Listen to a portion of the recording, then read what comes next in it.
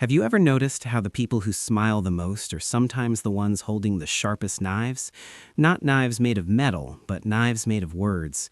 And the worst part is, you don't feel the cut until the blood starts showing. We spend our lives searching for someone who will listen, someone who will hold our secrets like fragile glass, but we forget to check if their hands are steady. This is not a story about enemies, it is a story about a friend, and that is why it hurts the most. His name was Kabir, not that anyone called him that anymore. To the city, he was just the chaiwala at the corner of Shahpur Road, the man who remembered every customer's order and never raised his voice. But before the chai stall, before the small tin roof and the rusting stove, Kabir was a chef, a real one.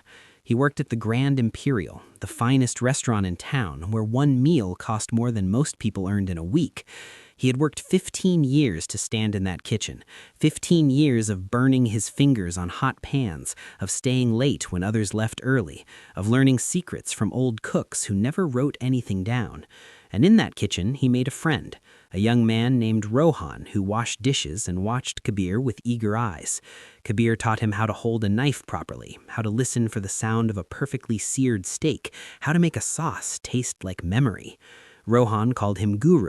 Kabir called him Beta, and he believed with his whole chest that he had found a son. One evening, after a long shift, Kabir was sitting on the back steps of the restaurant, smoking a cigarette he had given up 10 years ago. His hands were trembling. That morning, his wife had called to say the medical reports were back. His daughter needed surgery, expensive surgery, more money than he had saved in 15 years. Rohan sat beside him, silent, waiting, and Kabir, who had never spoken of his fears to anyone, spoke. He said he was tired. He said he was scared. He said he didn't know how to carry this weight. And then he said something he should have buried in his chest. He said he had been thinking of asking the owner for a loan, but he was ashamed. He said he felt like a failure.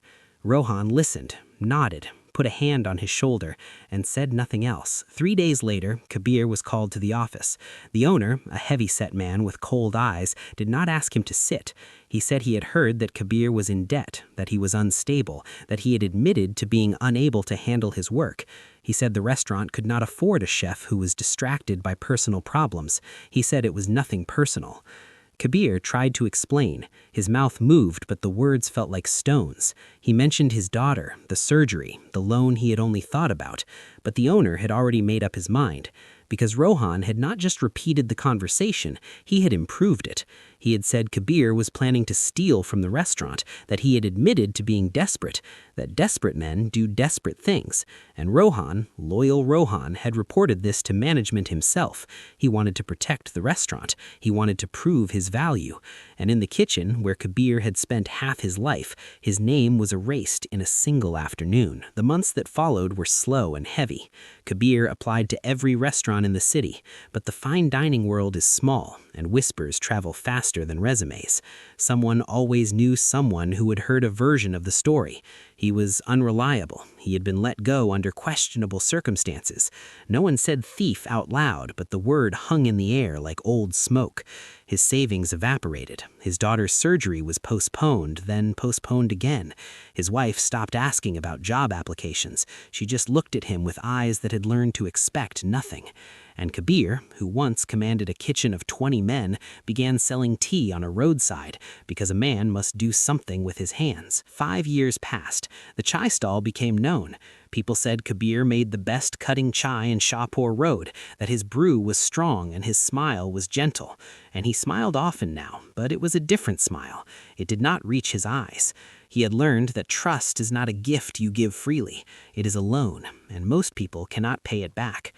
Then one evening, a familiar face appeared at his stall, older now, thicker around the middle, but still with those eager eyes. Rohan.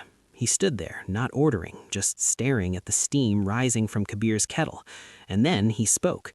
He said he had come to apologize, that he had carried the guilt for 5 years, that he had been promoted, then fired for the same behavior, because once you learn to climb over others, you never stop looking for backs to step on. He said he was sorry. Rohan listened. He poured 2 cups of chai, placed one in front of Rohan, and kept the other for himself. He did not speak. He did not forgive. He simply sat there, sipping his tea, watching a man who had once been like a son, now begging for something Kabir could no longer give. And when Rohan finally left, the chai sat untouched, growing cold on the rusting counter. So here's what I want you to carry with you today. Not all listeners are keepers. Some are just collectors, gathering your pain so they can trade it for something they want. You do not have to tell everyone where you hurt. You do not have to prove your struggle to people who have not earned the right to carry it. Silence is not weakness. Sometimes it is the strongest wall you can build. And if you have learned this lesson the hard way, if you have been Kabir, if you have handed your heart to someone who dropped it, know that you are not alone, and know that healing does not require forgiveness. It only requires you to keep pouring the chai, one cup at a time, for yourself and for those who truly stay. If this story stayed with you, if it felt like a mirror or a memory, consider subscribing, because every week we tell the stories that live in the quiet spaces between people, the ones no one else says out loud, and your subscription is what keeps this fire burning. Press the button, become part of this circle, and as always, keep your heart open, but keep your secrets closer.